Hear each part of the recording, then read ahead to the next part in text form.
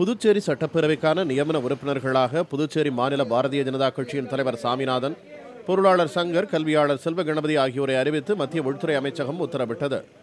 துணைநிலை ஆளுநர் கிரண்பேடியை சந்தித்த மூவரும் அதற்கான உத்தரவு நகலை பெற்றுக் கொண்டனர். ஆனால் புதுச்சேரியின் ஆளும் அமைச்சரவை பரிந்துரையின்றி மூவரும் நியமிக்கப்பட்டிருப்பது விமர்சனத்தை எழுப்பியுள்ளது. இந்த நியமனம் என்பது மத்திய உள்துறை அமைச்சகம் நேரடியாக நியமிக்க வேண்டியது. அனைத்து விதமான சட்ட எல்லைக்கு, சட்ட விதிமுறைக்கு உட்பட்டு முறையாக மத்திய அரசு என்பது சட்ட விதிமுறையில் இல்லாமல் இந்த ஆணையை வழங்கியுள்ளது. பின்னர் புதுச்சேரி சட்டப்பேரவை சபாநாயகர் வைத்திலிங்கத்தை சந்தித்து உள்துறை அமைச்சகத்தின் உத்தரவு நகலை காட்டி தங்களுக்கு பதவி பிரமாணம் செய்து வைக்க கோரினர். உத்தரவு மட்டுமே தற்போது வெளியாகி இருப்பதாகவும் அதற்கான அரசாணையை தலைமைச் செயலாளர் வெளியிட்ட பிறகு பதவி பிரமாணம் செய்து வைக்கப்படும் என்றும் சபாநாயகர் வைத்திலிங்கம் தெரிவித்தார். மத்திய அரசாங்கத்தினுடைய ஆணையை என்னிடத்திலே காண்பித்தார்கள். புதுவை அரசாங்கத்தினுடைய அரசு ஆணையிலே கொண்டு வந்து காண்பிக்கும்படி நான் கூறியிருக்கின்றேன்.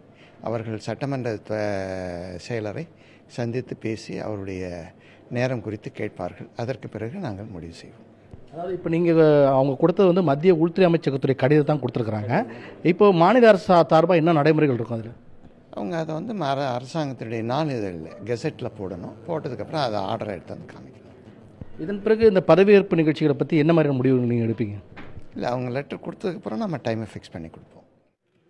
அமைச்சரவை பரிந்துரையின்றி சட்டப்பேரவை நியமன உறுப்பினர்களாக மூவர் அறிவிக்கப்பட்டதை ரத்து செய்ய கோரி காங்கிரஸ் சட்டப்பேரவை உறுப்பினர் லட்சுமி நாராயணன் சென்னை உயர்நீதிமன்றத்தில் தொடர்ந்த வழக்கு புதன்கிழமை விசாரணைக்கு வர இருக்கிறது.